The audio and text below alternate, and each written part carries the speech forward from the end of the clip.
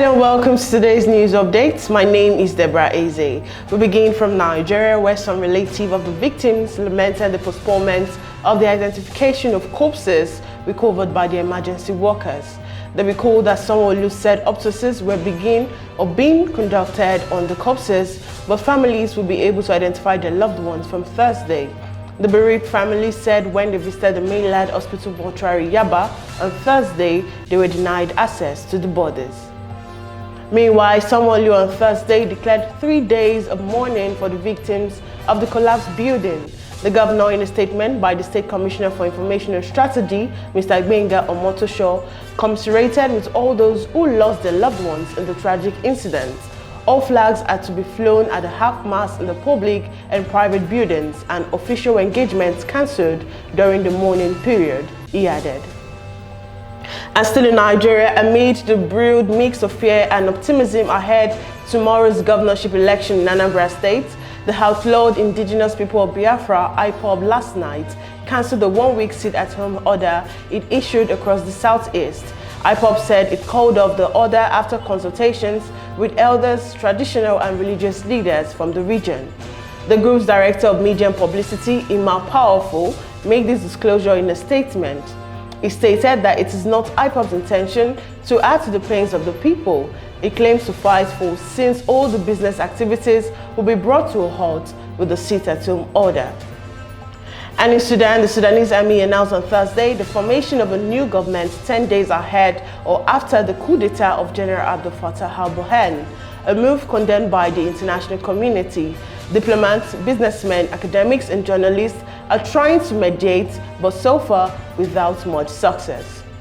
And moving on, in Gambia, the Gambia's President Adama Barrow on Thursday declared his candidacy for the December 4th presidential poll, with campaigning in the hotly contested election set to begin next week.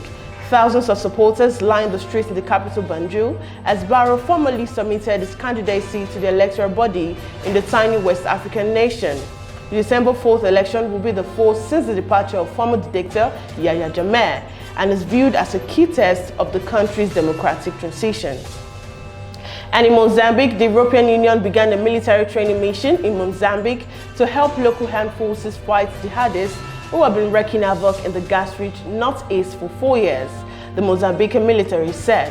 The EU sent 1,100 soldiers in September to train rapid intervention units for 2 years.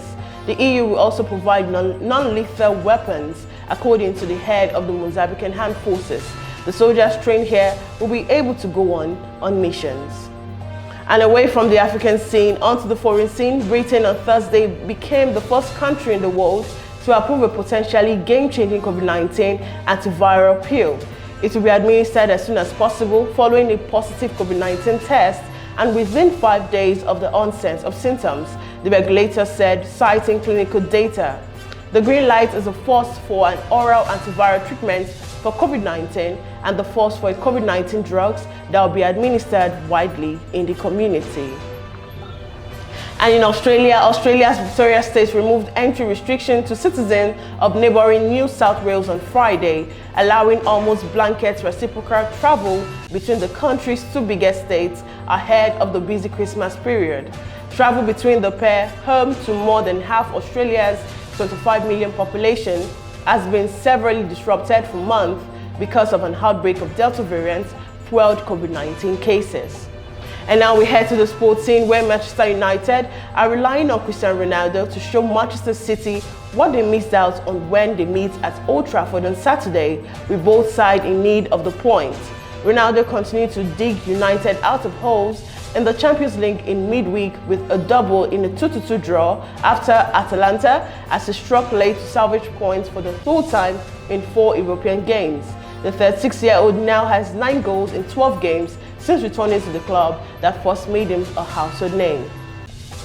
And finally, Mauricio Pochettino has Paris Saint-Germain cruising in Ligue 1 and on course to qualify for the Champions League last 16, and yet the Argentina is still struggling to get the best out of an all-star team in the French capital. It has become a pattern with Pochettino PSG, who have had to come from behind to win 3 of their last 4 home games in Ligue 1 and also recovered from the losing positions in both legs of their recent Champions League doubleheader against RB Leipzig.